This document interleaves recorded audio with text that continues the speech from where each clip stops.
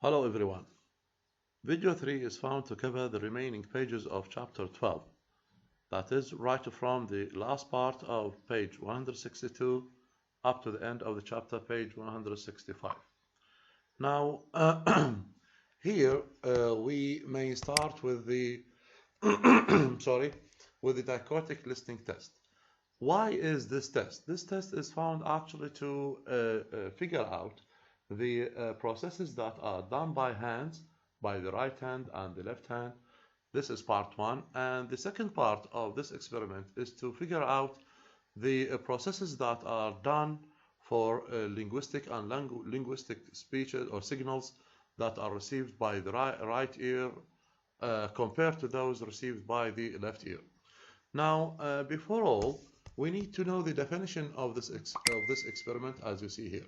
I'll highlight the area here. You see these two lines, an experiment technique that has demonstrated left hemisphere dominance, the dominance of the left hemisphere for syllable and word processes, as it is called the dichotic listening test. Now, this test actually gives us the opportunity to know the things that are done with the right hand side and how they are processed. Now you see here the things that we do with the right hand side, of the body, for example, catching something, pushing something, taking something, whatever things that are things that you really do with your right hand is processed. It means it is interpreted or controlled by what? By the left hemisphere. That's why it is called in the beginning the left here or hemisphere dominance. And anything on the left side is processed in the right hemisphere. So again, to paraphrase these, the things that we do with our right hand is processed is what where in the left hemisphere, while the things we do with the left hand side is processed in the left side and the right side of the brain. Okay, so this is one thing. This is the one thing that we need to know. Again, the second thing or the second function of this test is found to let us understand the things we hear in the, I'm talking now in general, the things we hear in the right ear compared to the things we get or we hear by the left ear. So any word is received by the right ear, as you see here, goes directly where? To the left hemisphere and processed there. Now, while the things we get with the left ear goes to the right hemisphere and then processed here.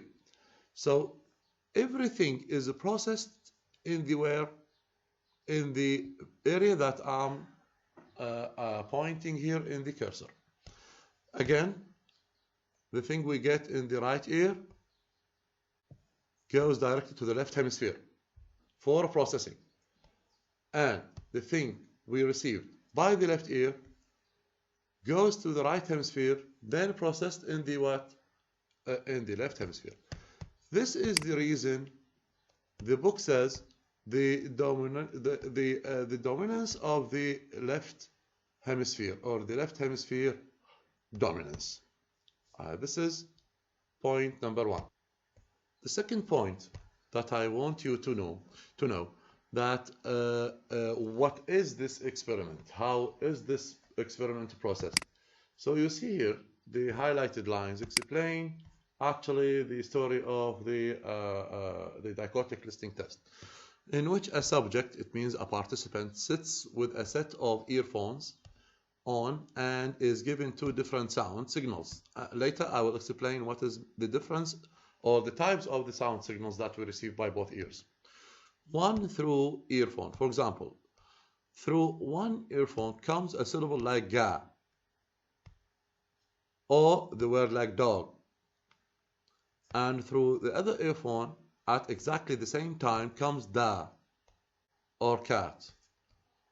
When asked to say what was heard, the subject more often correctly identifies the sound that came via the right ear. Now, These lines open us the door to know more about what is the signal sound or the sound signals, and to know more about the advantage of the right ear or right ear advantage.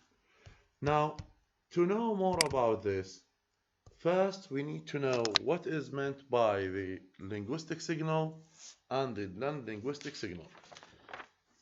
In short, the linguistic signal is the word that we understand, the complete word.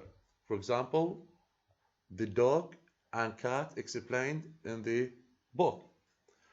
While the non-linguistic sounds are these sounds that we experience daily in our interaction.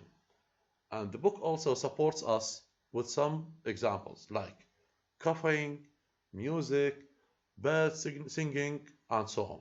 So now we have two criteria. Criteria number one is the linguistic signal. Criteria number two is the non-linguistic signal. As I said, the linguistic signals are the words or phrases, maybe sentences, that are seen as words, complete words, like dog, cat, book, or whatever. While those, the non-linguistic signals, are found to be none as the sounds that human beings may make during daily interaction, coughing, music, whistling, knocking, or whatever. So all these are what are resemblance, examples of the non-linguistic signals. This section, left brain, right brain, supports us actually and enrich us with a complete understanding of the perception or the understanding of the linguistic or language signals, and compared with the non-linguistic signals, Let's start first with the language or with the linguistic signal or signals you see here. Now these, I'm now talking about the words that we understand, the words that we use. So received through the left ear is first sent to the right hemisphere. Please try to differentiate between these processes. We have first the left ear, the things that are received by the left ear, and they are processed where or go to where? To the right hemisphere. So we have now ear and we have here hemisphere. Again, so the linguistic signals, it means the words again, received through left ear is first sent to where? To the left, to the right hemisphere, and then has to be sent to the left hemisphere. This is one thing. For what? For processing. Now, this non-direct route takes longer than the signal received by the right ear. Why? Look here. Sorry. Now, why they are longer in the case of a processing? Because the things received by the right ear, as you see here, go directly to the left hemisphere. Directly to the left hemisphere, and the figure helps us in the description or in the understanding of the lines and words that I have highlighted here. This brings us very close to an important definition that might be set here, which is the right ear advantage. So, if you are asked what is meant by the right ear advantage, you need to what? To explain that the words received, the words I said, the linguistic signals received by the left ear should go directly to the right hemisphere and then go back to the left hemisphere. So two processes after hearing. Now, while the things that are, or the words that are received by the right ear go directly to the left hemisphere and processed here. That's why the second one takes shorter time than the one is done or expected with the left hemisphere. So it is the right ear advantage. In contrast, actually the test that we referred to earlier, the dichotic listening test, shows that the nonverbal sounds, it means what?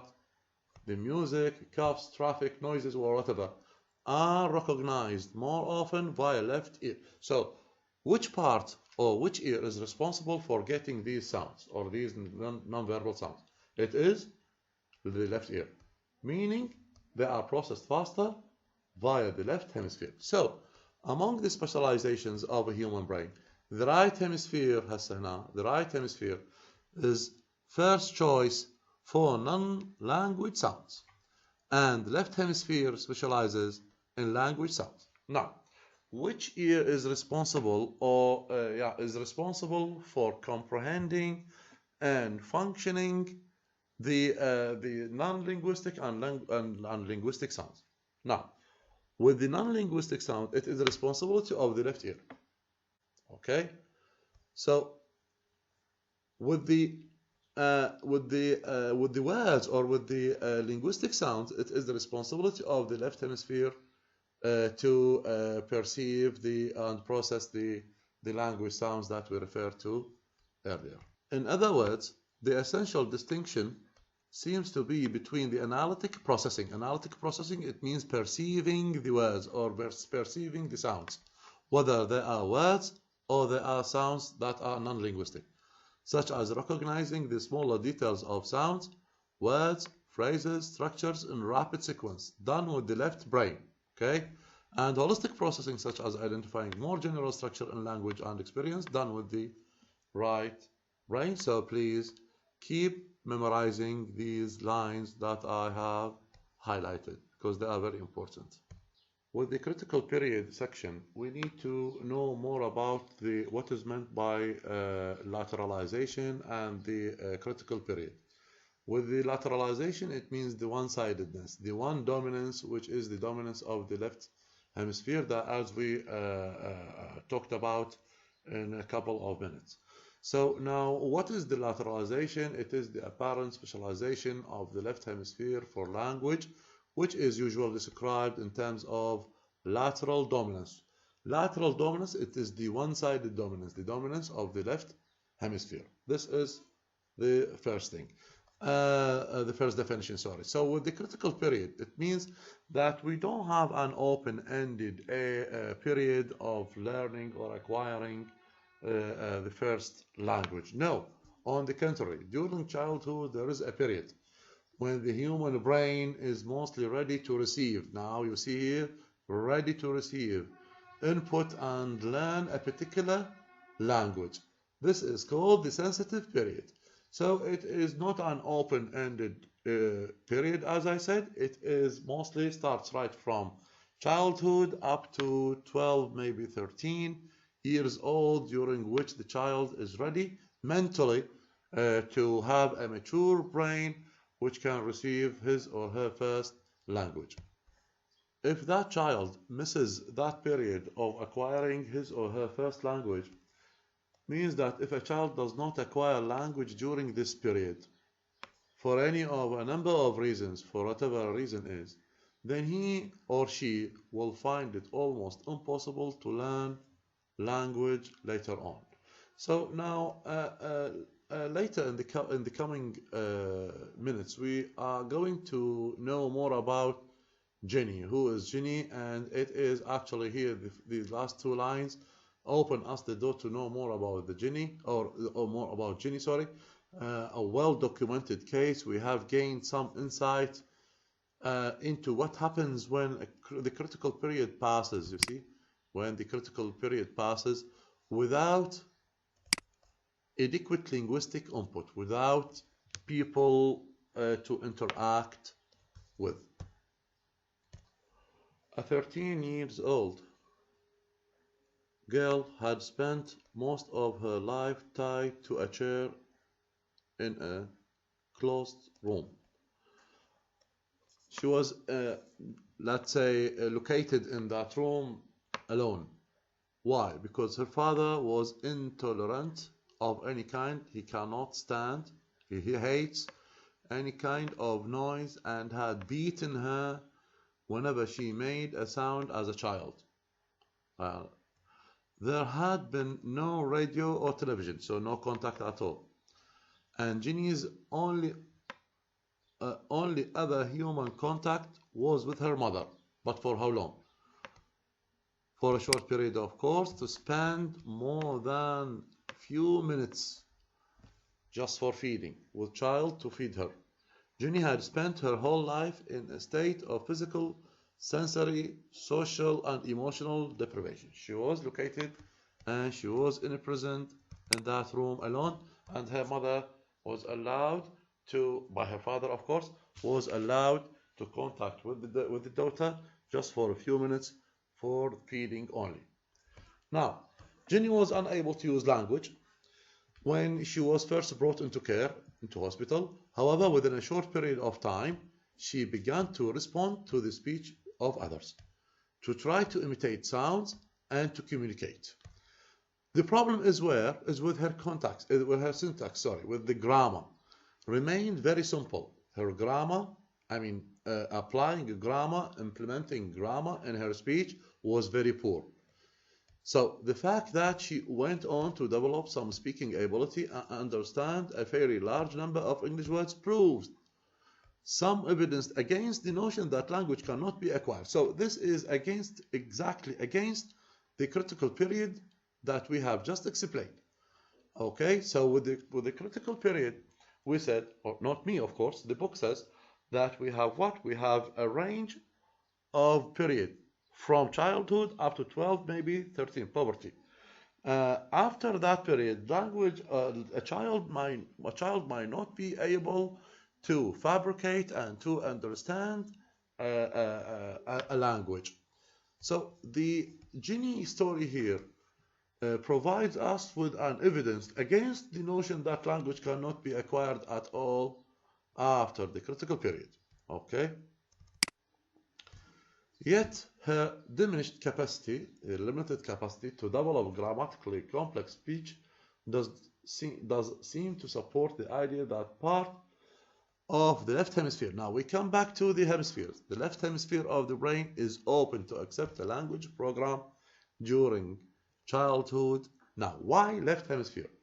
Because the left hemisphere, as we have explained earlier, the left hemisphere is responsible for comprehending the language. Okay? During childhood, and no program is provided, as in this case, then the facility is closed down. Now, she had no left hemisphere language facility. She has no capability to activate or to stimulate the left hemisphere language in her brain. So what happens that the same test appeared to indicate the quite remarkable fact that Ginny was using what? The right hemisphere, this one-sided hemisphere, to play the two roles, to play the role of understanding and producing the language. Why? Because the left hemisphere of her brain is already damaged because of her localization in just a single room. She was away from people, just her mother, as we said. So what happened to Jenny is that she developed the right hemisphere facility to be responsible for two functions, for the function of receiving, for the function of producing of her brain. In dichotic listening test, she showed what? A very strong left ear advantage. Now, for normal human being, for those people who learn the language normally, not like Jenny, the advantage is for the what? The right ear. But here with Jenny's case, the left ear advantage is very prominent for verbal as well as non-verbal signals. Okay? So such a finding, such a result, supported by other studies of right brain function, raises the possibility that our capacity of language is not limited to only one or two specific areas. Actually, this finding contradicts totally with the things that we, or with the assumptions that have been exploited in the whole chapter. She proved that she is somebody else. She proved that there is no limited, it is not limited to only one or two specific area, but is based on more complex connections extending throughout the whole brain, and this is very important actually notion that we end the chapter with, that the chapter talks about the responsibility of the right and left hemisphere. It goes also further to talk about the function or the processes that we do with our hands, the right hand, the left hand, and it also explores things about the signals that we receive by the right ear, on the contrary, with the things that we receive by the left ear, and this actually provides the idea of the right ear advantage. Then we end the chapter, or the chapter ends with Jenny, who proves that these assumptions are not of 100% correct. So we have some cases that do not coincide or go in line with the assumptions and theories provided by other scholars. And with this class, with this notion of the connection extending throughout the whole brain, it means the language is distributed in the whole brain. It's not the responsibility of one-sidedness hemisphere. It comes to the end of the chapter 12. I hope I'm successful in transferring you some complicated ideas that are found in the book. And inshallah, in the coming video, we are going to start with the first language acquisition. This is chapter 13. It starts right from page 169 and ends, I guess, with page 180. Thank you for listening and thank you for watching. Bye bye.